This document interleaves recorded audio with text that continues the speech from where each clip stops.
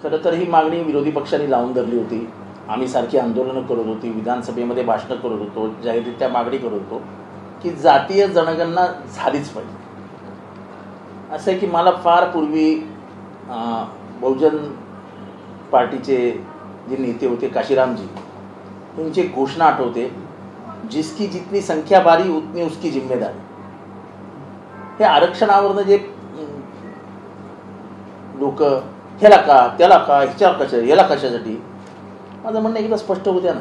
जात व्यवस्थानी जो भारत पोखरून ठेवला आहे, अनेक वर्ष अनेक समाज शिक्षणापासून वंचित राहिले, आता कुठे त्यांना संधी मिळत असतानाच आपण त्यांच्यावर आरोप प्रत्यारोपाच्या फेरी जाणत असतो. समजू द्या एकदा भारतामध्ये खरंच काय परिस्थिती, आणि ते होण्यासाठी म्हणून जातीय जनगणना फार गरजेची होती. मला वाटतं आमच्या लढ्याला यश आलं. अनेक जणांनी लढा दिला, कित्येक वर्ष लढा दिला. महाराष्ट्रात विचार केला तर गोपीनाथ मुंडे साहेब, छगन भुजबळ साहेब, हे म्हणायला गेलं तर पुढारी, ह्यांनी नेतृत्व केलं. आमच्यासारखी कार्यकर्त्यांनी नंतर ही मागणी लावून धरली. पण खरं म्हणजे हे त्याच्यात काय पक्षाभिनिवेश नाही आहे. खरं जर श्रेय द्यायला झालं तर हे पहिले 2-4 जणांनीच हा लढा सुरू केला आणि मागणी केली की हे व्हायला हवं. आत्ताच काय केलं केंद्र सरकारने? केंद्र सरकारला कुठल्याही परिस्थितीत बिहार जिंकायची, आणि बिहारमध्ये जातीय जनगणना जेव्हा नितीश कुमार मुख्यमंत्री होते आणि लालू प्रसाद यादव यांचे चिरंजीव हे उपमुख्यमंत्री म्हणजे मंत्रिमंडळात होते, त्यांनी तिथे जातीय जनगणना केल्यानंतर तिथे 63% इतर मागासवर्गीय होते. 63%. साहजिक आहे की निवडणूक जिंकायची असेल तर त्यांना आपल्याला बाजूला वळवणं हे गरजेचं आहे, आणि म्हणून राजकीय डाव साधला. ठीक आहे, राजकीय डाव साधला तरी हरकत नाही, पण कमीत कमी ह्याच्या पुढे तरी ज्या मागासवर्गीयांना वंचित राहावं लागलं, शेवटच्या माणसापर्यंत जाऊ द्या ना, सगळं शेवटच्या माणसापर्यंत जाऊ द्या, हे डॉक्टर बाबासाहेब आंबेडकरांची इच्छा होती, आणि ती जर पूर्णत्वाला जात असेल तर या निर्णयाचं स्वागतच करायला हवं.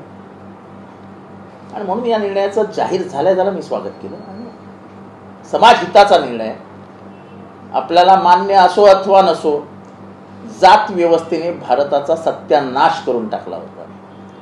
कुठेतरी या जाती वर्गाला जे वंचित राहिले, जे सगळ्यापासून लांब राहिलेत, त्यांना जर न्याय मिळणार असेल, त्यांना जर ह्या व्यवस्थेमध्ये कुठेतरी वरती यायला मिळणार असेल तर त्याचं कौतुकच केलं पाहिजे. साहेब, एसटी असेल, ओबीसी असेल, एससी असेल, यांची आकडेवारी खऱ्या अर्थाने पुढे यायला हवी. ह्याच्यात कुठे गोलमाल होता कामा. म्हणजे कारण नसताना जसं ईव्हीएम मॅनेज होतं तसं लोकसंख्या मॅनेज करू नका.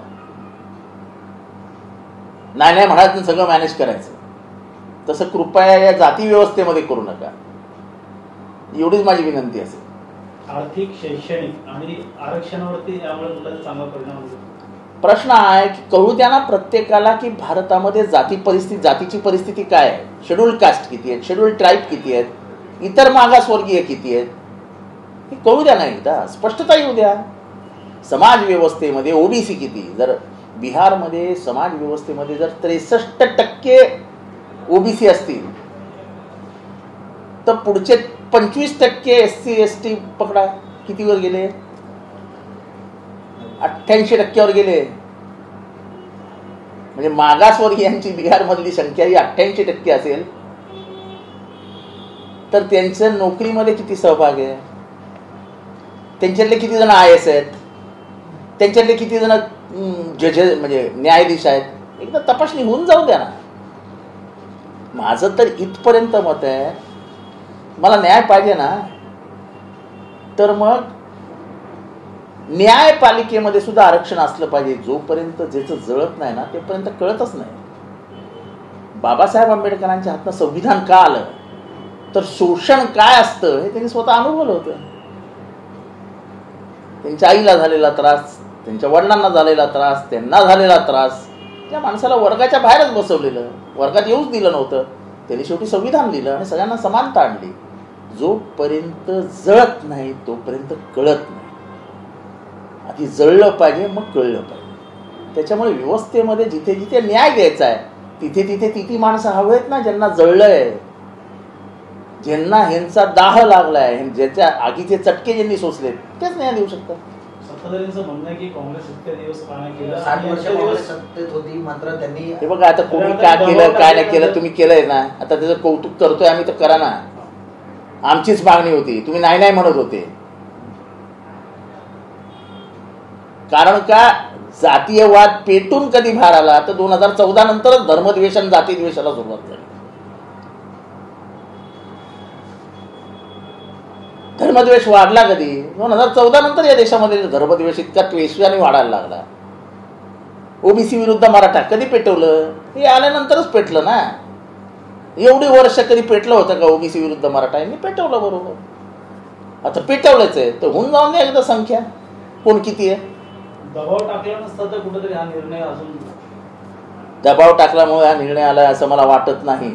आमचा दबाव होता, आमच्या लढाया चालू होत्या, पण बिहारमध्ये आपल्याला फटका बसू नये आणि बिहारमधल्या ओबीसींना जरा आपल्या बाजूला करावं आणि त्यांना एक निरोप द्यावा की तुमची जनगणना करणार आहोत, तुम्हाला न्याय मिळेल. हा राजकीय डाव टाकला. मी थोडंसं स्पष्ट बोलतोय, पण बीजेपी सरकार हे राजकारणाशिवाय कधी काही करत असतं. त्यांना प्रत्येक गोष्टीमध्ये राजकारण करायचं असतं आणि राजकारणातनं काही मिळतं का एवढंच त्यांना अभिप्रेत असतं. राज्य जिंकण्यासाठी असे मोठे मोठे निर्णय घेतात. 370 कलम असतील, त्यांना देशामध्ये ते बीजेपीचं एक कौतुक करण्यासारखं आहे. ते 365 दिवस 24 तास इलेक्शन मोडमध्ये असतात. 365 दिवस 24 तास सरकार आणि पक्ष संघटना हे सगळे इलेक्शन मोडमध्येच असतात. सर्वांची अपेक्षा होती काहीतरी पाकिस्तान आणि भारत यांच्यामधले जो मोठा घटस्फोट असेल तो बाहेर पडला. याच्याबद्दल मला काही बोलायचं नाही. आमचे साहेब बोलले की तुम्ही घ्या भूमिका, आम्ही तुमच्या बरोबर. आता बघूया काय भूमिका घेता. फक्त माझी एवढीच विनंती असणार आहे की सैनिकांची जी भरती रोखून ठेवली आहे ना, ती सैनिकांची भरती सुरू करा.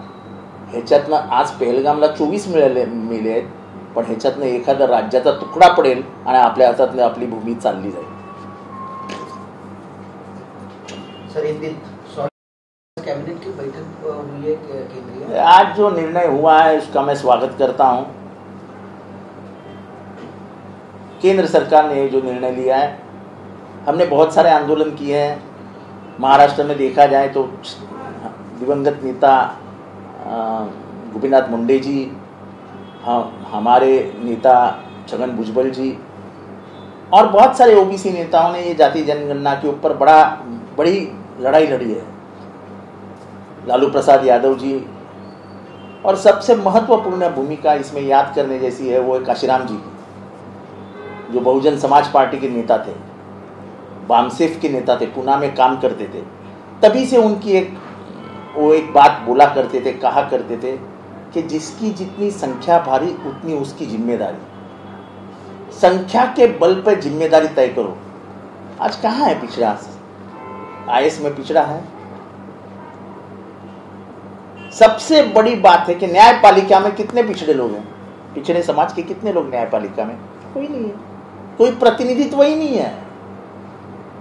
तो संख्या होकर भी कुछ नहीं मिलने वाला है, तो फिर संख्या का मतलब क्या है?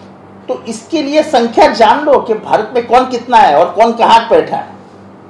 सवाल यह है कि हमारी संख्या बहुत है लेकिन हम कहीं पे भी नहीं है, और जिनकी संख्या नहीं है वो सब जगह पे है. यह अन्याय है.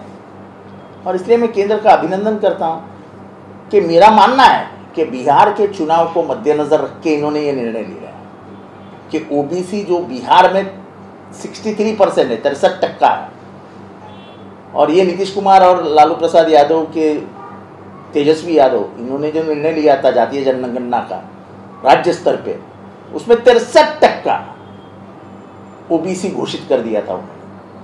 तो वो ओबीसी को राष्ट्रीय जनगणना में लाने के लिए कि हम तुम्हारे साथ ये दिखाने के लिए बीजेपी ने लिया हुआ निर्णय, पर ये निर्णय का हम स्वागत करते हैं कि उसका राष्ट्र को फायदा होगा.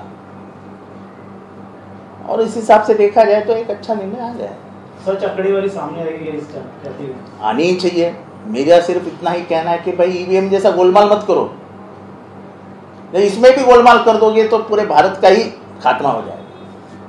सर, जिस प्रकार से ये निर्णय लिया गया है तो सत्ताधारियों के ओर से ऐसा कहा जा रहा है कि ये निर्णय हमारा है, किसी विपक्ष के दबाव में आकर हम लोग ने ये। देखो, हमको मालूम है तुमने निर्णय क्यों लिया, और विपक्ष ये बात लगा के रखी थी विपक्ष ने कि जातीय जनगणना करो करके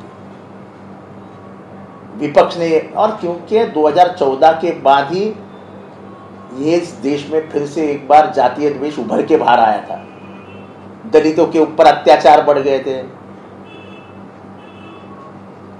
जो संधियां उपलब्ध है, जो अपॉर्चुनिटीज थी वो अपॉर्चुनिटीज खींच ली थी, हर जगह पे पिछड़ों को पीछे जाना पड़ रहा था, तो दबाव बढ़ेगा और दबाव के कारण ही हुआ है। लेकिन दबाव के कारण ये केंद्र सरकार कुछ काम नहीं करेगा।